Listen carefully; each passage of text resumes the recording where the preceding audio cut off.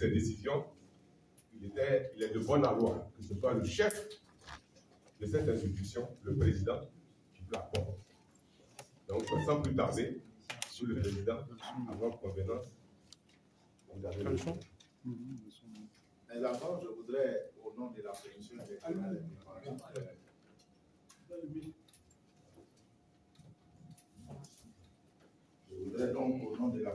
électorale indépendante, merci à nos amis les journalistes ici présents, mais avant eux, aux membres de la commission électorale indépendante, ceux-là de refonte pour servir à l'élection de 2010 après sa certification par les Nations Unies.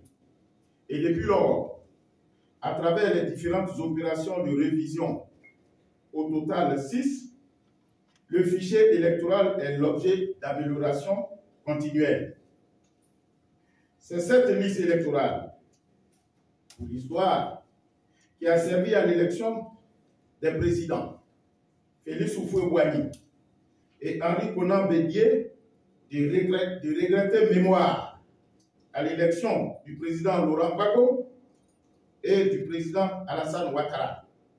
C'est aussi cette liste qui a servi aux différentes élections des conseillers régionaux et conseillers municipaux. C'est enfin cette liste qui a permis aux partis politiques de disposer d'élus et des groupes parlementaires à l'hémicycle. Elle est donc prête pour servir de référentiel aux prochaines élections électorales, dont la plus imminente est l'élection du président de la République prévue le samedi 25 octobre 2025. Mesdames et messieurs, chers compatriotes, rien n'est jamais assez parfait pour échapper à la critique ou ne pas appeler à des améliorations.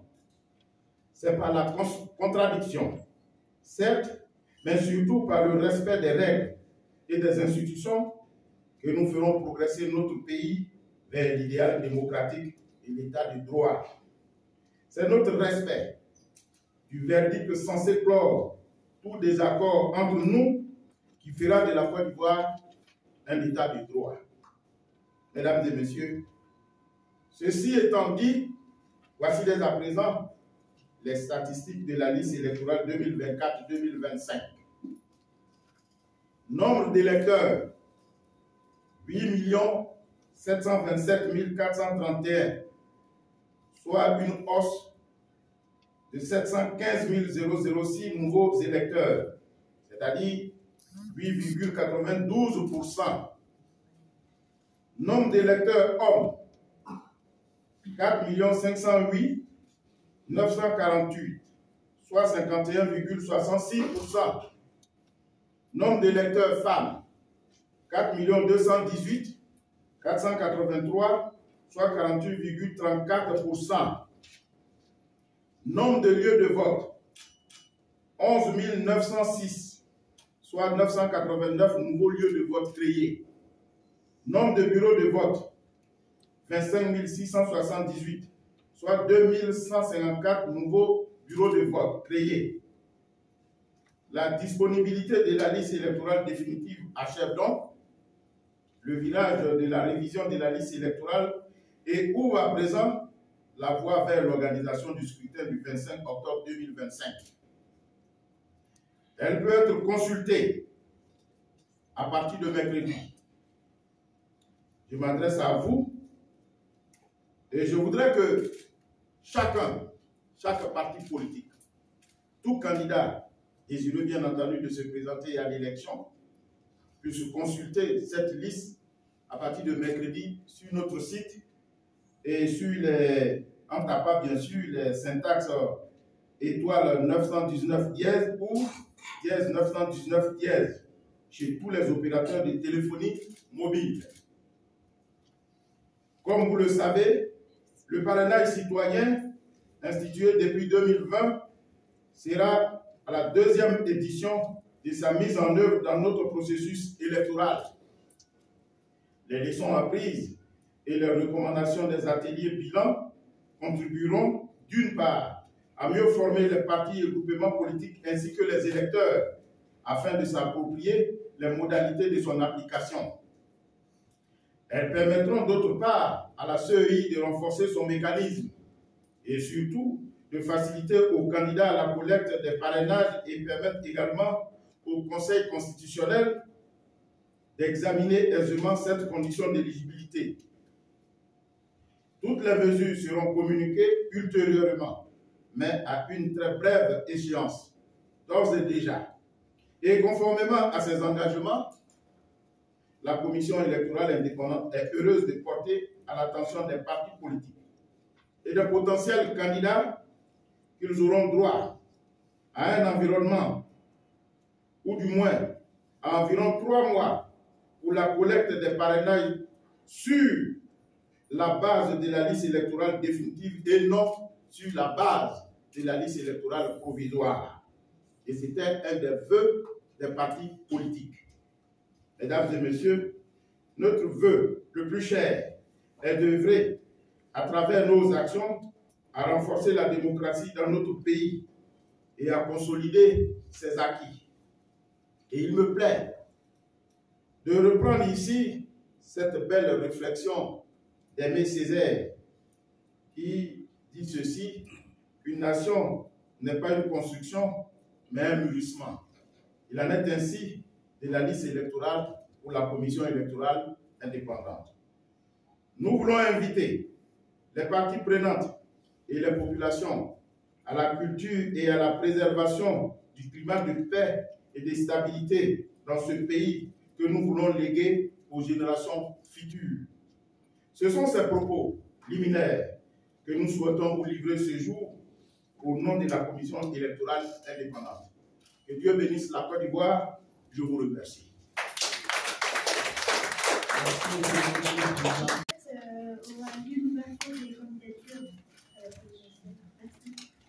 Bon, je pense que ça sera à partir du 26 juin. Juillet plutôt. 26 juillet. À partir du 26 juillet, on pourra ouvrir le délai pour déposer les dossiers de candidature. Donc, vous savez, la particularité des dossiers de candidature vient de ce que dans ces dossiers de candidature, il faut nécessairement qu'il y ait la liste des personnes ayant parrainé la candidature du candidat. Voilà pourquoi, avant la date prévue pour le dépôt des dossiers, il est prévu la période de collecte des données de parrainage, qui va commencer certainement à partir de fin juin. Une autre question? Oyo, journal Le Jour Plus.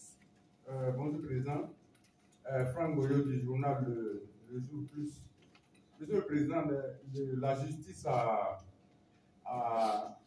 rendu des jugements qui font que certains citoyens n'ont plus leurs droits civiques. Est-ce que peut-on s'attendre à ce que toutes ces personnes ne figurent pas sur cette liste? Si la justice a ordonné à la commission électorale indépendante la radiation de certains de nos concitoyens parce que ceux-ci étant déchus de leurs droits civiques et politiques, mais nous on s'exécute. Et si vous voulez en savoir plus, le mercredi nous allons mettre la liste électorale à votre disposition et vous pourrez la consulter et ce faisant vous allez vous faire une idée. Mais toujours est-il que la commission électorale indépendante peut être disciplinée, exécute les ordres de la justice, comme la loi le recommande. Une autre question, s'il vous plaît?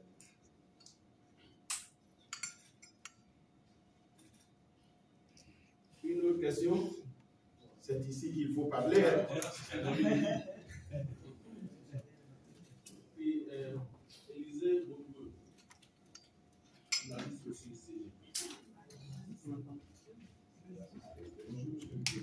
Bonjour. Si vous puissiez nous apporter quelques éléments de précision sur l'ordonnance prise par le gouvernement relative au parrainage. Selon certaines personnes, elles viendraient remettre en cause ce qui avait été conclu au niveau de l'État sur l'article 51. Est-ce qu'il est possible qu'on ait plus de précision sur cette ordonnance et comment cela s'appliquerait sur le code? qui a été prise dans le cadre du parrainage n'est pas une ordonnance qui prend le contre-pied de la loi. Elle vient préciser en réalité les nouvelles données. Vous savez, par le passé, on avait 31 régions en Côte d'Ivoire et puis 2 districts autonomes, ce qui faisait 33. Et conformément aux dispositions du Code électoral, en ce qui concerne le parrainage, il est fait obligation aux candidats de collecter 1% de l'électorat local. 1% de l'électorat local dans chacune des différentes, dans 50% des régions et districts de Côte d'Ivoire. Voilà ce qui était précisé dans le Code. Et il se trouve que par la suite, le gouvernement a érigé bon nombre de régions à districts autonomes. Alors, la difficulté pour la commission électorale était la difficulté, elle portait plutôt sur la compréhension de ces nouvelles dénominations. Est-ce qu'on devrait considérer que ces nouveaux districts avaient les mêmes valeurs que le district autonome d'Abidjan et celui de Yamoussoukro qui n'étaient pas constitués de régions? Parce que les nouveaux districts étaient composés des différentes régions. Alors, est-ce qu'on partait sur la base des régions ou on partait sur la base des districts? C'était pour clarifier cela que cette ordonnance a été prise, pour préciser. Donc, désormais, comme avant d'ailleurs, il faut considérer que, alors pour savoir le nombre de régions dans lesquelles il faut aller collecter les différents parrainages, il faut faire 33 divisé par 2, ça vous fait 16 et quelques, donc on arrondit à 17. Donc, c'est dans 17 régions que vous devez avoir 1% de l'électorat local, dans chacune des régions. C'est tout ce qu'on vous demande. Région et district. 1% de l'électorat local. Et ce faisant, quand on va vous donner la liste électorale, on va vous donner la liste électorale de chaque région. S'il y a un certain nombre d'électorats déterminés dans une région, il faut simplement avoir 1% de cet électorat-là. C'est tout. Dans les régions et les districts. Donc il faut laisser la notion de district autonome en dehors, bien entendu, de Yamoussoukro et d'Abidjan et de partir sur la base des différentes régions. Donc on aura 17 régions et districts. Les 17 régions, vous devez avoir 1% de l'électorat local dans chacune de ces 17 régions et districts. Voilà, c'est comme ça qu'il faut comprendre. Ça n'a pas varié sensiblement par rapport à la situation passée. C'est la nouvelle notion de district qui avait créé un peu de confusion, mais il faut laisser les districts autonomes de côté, en dehors, bien entendu, d'Abidjan et de Yamoussoukro. Toutes les autres, ce sont des régions. Donc, il faut avoir 1% de l'électorat local dans les 17 régions et districts autonomes de Côte d'Ivoire, c'est-à-dire Abidjan, Yamoussoukro et les autres régions. Voilà, M. Boulbeu. Merci, M. le Président.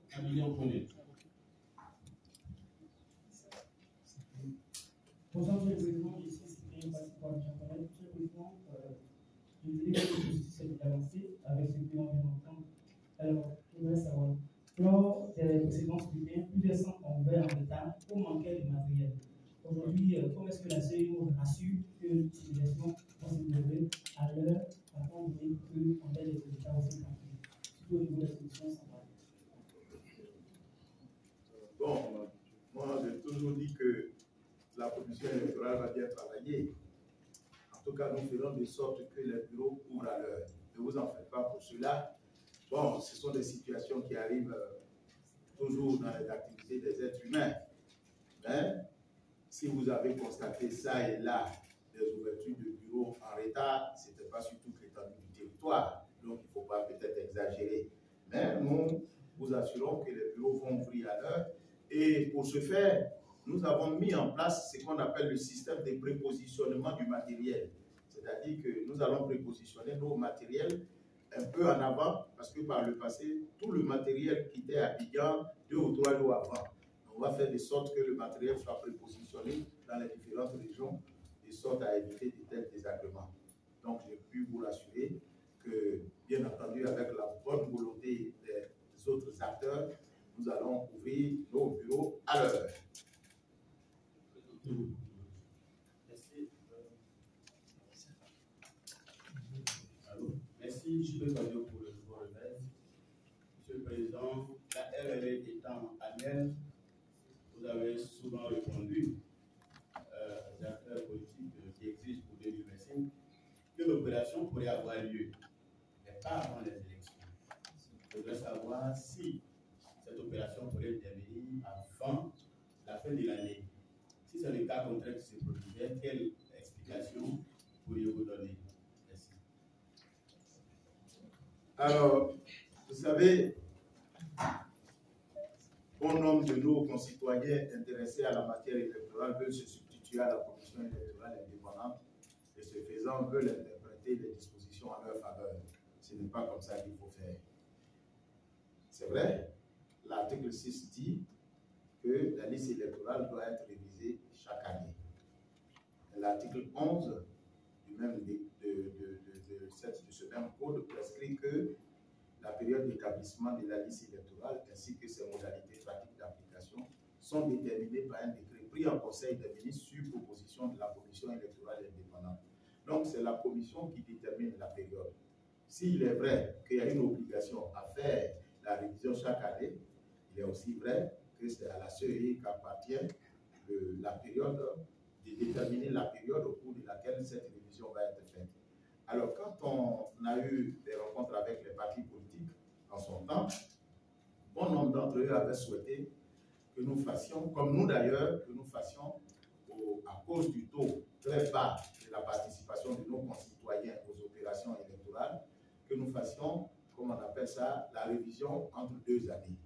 Et en attendant que le texte soit modifié dans ce sens, nous avons donc mis en application cette volonté. C'est ainsi que nous avons décidé de faire la révision 2022-2023, 2024-2025. Ce n'est pas nouveau. On a toujours fait comme ça. Et puis, conscient de ce qu'en 2025, on n'allait pas faire la révision comme on le souhaitait par les années passées, on a donc pris en compte tous les mineurs au moment de la révision, mais qui seront majeurs au moment de la publication de la liste électorale. On a donc autorisé ces personnes-là à s'inscrire sur la liste électorale parce qu'en 2025, préoccupés que nous sommes à nous occuper donc de l'élaboration des opérations électorales, on n'aurait pas pu faire une révision et donc on allait les prendre en compte. Donc c'est ce que nous avons fait. Mais comme les partis politiques sont nos partenaires, ils ont demandé à ce qu'on fasse une révision en 2025. Bon, si on veut respecter la loi comme eux le souhaitent, comme ils l'entendent, il n'y a pas de souci. Mais il y a des préoccupations premières qui sont constitutionnelles. Il y a la loi, il y a la Constitution. La Constitution prime sur la loi. Et la Constitution dit que c'est le 25 octobre qu'il faut faire les élections. Donc on va terminer avec les obligations constitutionnelles qui priment sur la loi. Et puis on reviendra à la loi maintenant après les élections présidentielles. Donc on s'est dit que si on a fini avec les élections présidentielles, on va organiser vers la fin de l'année, début 2026, on va organiser une révision. Étant entendu que l'objectif pour la commission électorale indépendante, c'est d'avoir le maximum de citoyens sur la liste électorale. Entendre les uns et les autres, on a l'impression que la commission électorale indépendante refuse d'avoir des citoyens sur la liste électorale. Depuis que nous sommes arrivés, nous avons fait la révision de la liste électorale presque chaque année, depuis 2019. Nous sommes la seule commission qui a fait beaucoup de révisions de la liste électorale. Alors donc, il ne faut pas qu'on nous reproche quand on dit qu'on ne peut pas le faire, c'est parce qu'on ne peut pas le faire. Vous avez vu la célérité avec laquelle on est en train de mettre la chose, c'est pour mettre à l'aise les partis politiques dans l'exécution de leur partition. Parce que c'est souvent difficile pour eux de collecter le parrainage. Donc nous faisons tout pour leur donner du mou, pour qu'ils aient beaucoup de temps pour collecter le parrainage sur toute l'étendue du territoire. Car n'oublions pas que le parrainage, à s'y méprendre, s'apparente également plus ou moins à une élection. Parce qu'il s'agit ici pour un citoyen convaincu de ce que vous êtes pertinent dans vos propos que vous proposez à la société, vous donne sa signature pour vous autoriser à être candidat. Donc, ce faisant, vous devez le convaincre, vous allez aller en campagne pour le convaincre qui vous donne sa signature. C'est tout comme une élection. Et cela nécessite beaucoup d'énergie, beaucoup de déploiement sur le terrain de la part des acteurs politiques. Voilà pourquoi, pour leur faciliter cette tâche déjà difficile, nous faisons tout pour mettre à leur disposition la liste électorale définitive. Et par le passé, c'était la liste, pour la première fois en 2020, c'était une liste provisoire qu'on avait mis à leur disposition. Or, malheureusement, cette liste électorale provisoire pouvait créer des problèmes parce qu'à partir de la liste électorale provisoire, on n'édite pas des cartes d'électeurs. Or, le parrain doit rapporter la preuve de sa qualité d'électeur. Donc, comment fait-il s'il est sur la liste électorale provisoire? Comment il fait? Alors que la liste électorale provisoire n'édite pas des cartes, comment fait-il pour montrer la preuve de sa qualité d'électeur? Et en plus, les dispositions du Code prescrivent bien que la liste des parrainages des candidats doit mentionner le nom, prénom et le numéro des cartes d'électeur de l'électeur. Mais il n'a même pas de carte d'électeur parce que la liste électorale provisoire n'en dit pas. Comment fait-il pour avoir un numéro? De sorte que bon nombre d'entre eux ont vu leur parrainage annulé. Donc, pour éviter de telles situations, on s'est hâté de mettre à la disposition des candidats une liste électorale définitive et fiable pour encadrer le parrainage. Voilà toute la motivation qui justifie, comment on appelle, la mise en place de notre programme. C'est toujours dans l'intérêt des partis politiques et des acteurs politiques. Merci, Monsieur le Président. Bonsoir. C'est Eric Norva de Canal MSA TV France. Alors, je voudrais savoir au maximum le taux d'anomalie que vous avez trouvé sur la liste avant de la lancer, la liste définitive. Le taux de correction. On ne chiffre pas en taux.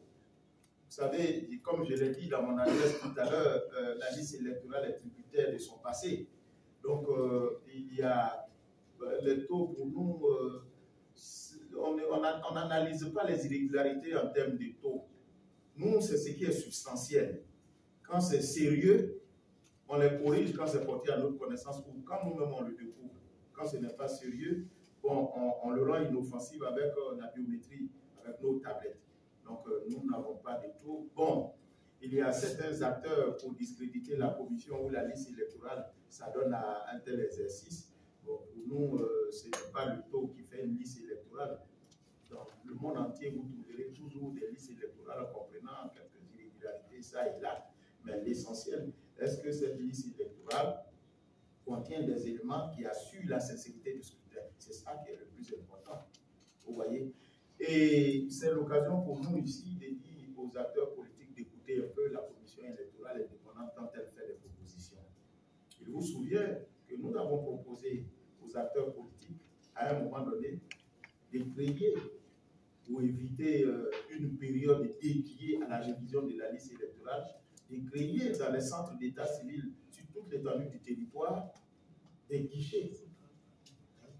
Dans les mairies, dans les sous-préfectures, guichets dédiés à l'enrôlement de nos concitoyens, en vue d'être inscrits sur la liste électorale. Ils ont refusé. Ils ont dit oui que par le passé, ils se sont battus pour sortir de l'escarcelle du ministère de l'Intérieur, l'organisation, et que nous sommes en train de ramener encore l'organisation des élections au ministère de l'Intérieur. Ils ont refusé.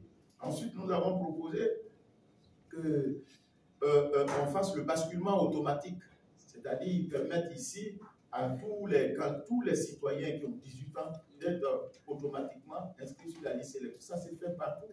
Voyez-vous, en France, par exemple, entre deux tours, il y a des gens au premier tour qui n'étaient pas sur la liste électorale et au deuxième tour qui se retrouvent sur la liste électorale. Ce n'est pas parce qu'on les a enrôlés entre les deux tours, c'est parce qu'ils sont déjà dans les bases de données. C'est ce que nous avons voulu essayer en 2024 avec ceux des 17 ans qu'on avait mis dans nos bases de données, de sorte que à la majorité, c'est-à-dire fin février, ils allaient être inscrits sur la liste électorale. Ça a soulevé encore un tollé. Bon, on est obligé d'utiliser l'ancienne pratique qui est de dédier une période et puis de circonscrire tout le monde dans cette période. Et après, bon, on demande des prolongations à la point fini. Il faut qu'on se fasse confiance. Voilà, il faut qu'on se fasse confiance. C'est vrai, il y a quelques irrégularités au sein sur la liste électorale, mais elles ne sont pas de nature à affecter la sincérité du scrutin. Ça, je vous le confirme encore. Cette liste électorale a servi, elle peut toujours servir. Il faut peut-être l'améliorer au fur et à mesure, mais elle peut toujours servir. Juste deux questions. Quand est-ce que le sera aujourd'hui, sans la publier évidemment, mais. Bon, vous avez votre réponse. Voilà, vous avez votre réponse. Ne soyez pas impatiente. C'est 2 jours seulement. C'est le temps de tout profiler tranquillement. Et puis ça, ce sont des questions de logistique. C'est des questions techniques. Ça n'a rien à voir avec la quintessence même de la liste électorale. Ne vous en faites pas. Et puis pour les délais, pour l'édition des cartes d'électeurs, ne vous en faites pas. Tout sera chronométré dans un chronogramme qui vous sera donné. Ne vous en faites pas. Voilà. Dans tous les cas, si nous nous sommes battus pour mettre à la disposition de la population la liste électorale, bon, c'est clair que ce sont des choses qui vont se faire conformément aux règles. Les cartes d'électeurs seront transmises à chacun. Mais dans cette matière, il n'est pas obligé que le citoyen ait, pour le parrainage, il n'est pas obligé que le citoyen ait forcément sa carte. Mais dès qu'on a la liste électorale, la carte est éditée. Nous, on a déjà la liste électorale, on a la preuve de sa présence. Donc, nous, on a prévu des mécanismes un peu plus aisés et ultérieurement, on vous donnera tous ces éléments d'information. Mais souffrez qu'on vous donne la liste à partir de mercredi. Bonjour Monsieur le Président, Benoît Terrasse de RFI. Peut-on savoir si l'échec Thiam a été radié de la liste électorale comme la justice l'a ordonné? Mercredi, consultez la liste, vous verrez. Hein? Ne soyez pas impatients, consultez la liste le mercredi, vous verrez. Vous aimez bien la polémique. Il y a une autre question. Une dernière, deux dernières. Une autre question. Monsieur le Président, vous avez dit. Je voudrais encore, au nom de la commission électorale indépendante, dont tous les membres sont ici présents, vous exprimer notre gratitude pour avoir distrait un peu de votre temps si précieux pour répondre à l'appel de la commission électorale indépendante. Je voudrais vous dire dans cette adresse que la liste électorale est définitive, elle est prête, elle est fiable, elle est crédible, elle peut servir à une élection crédible. Donc, à chacun, maintenant, pour ce qui est des acteurs politiques, à chacun, aller consulter cette liste et puis ensuite aller vers la population qui constitue en réalité le maillon essentiel d'une élection parce que c'est cette population qu'il faut séduire, qu'il faut séduire de la pertinence des projets de société parce que c'est ça la finalité. Donc, la commission électorale est à votre disposition. Ce que vous n'avez pas compris, vous venez voir la commission, nous sommes 16 commissaires, ils sont tous là, on pourra à tout moment vous donner toutes les informations nécessaires. Vous pouvez également partir sur notre site, comme je l'ai dit, à partir de mercredi pour avoir de plus amples informations. En tout cas, la commission se tient à votre disposition pour le bonheur des Ivoiriens et je vous remercie. Merci.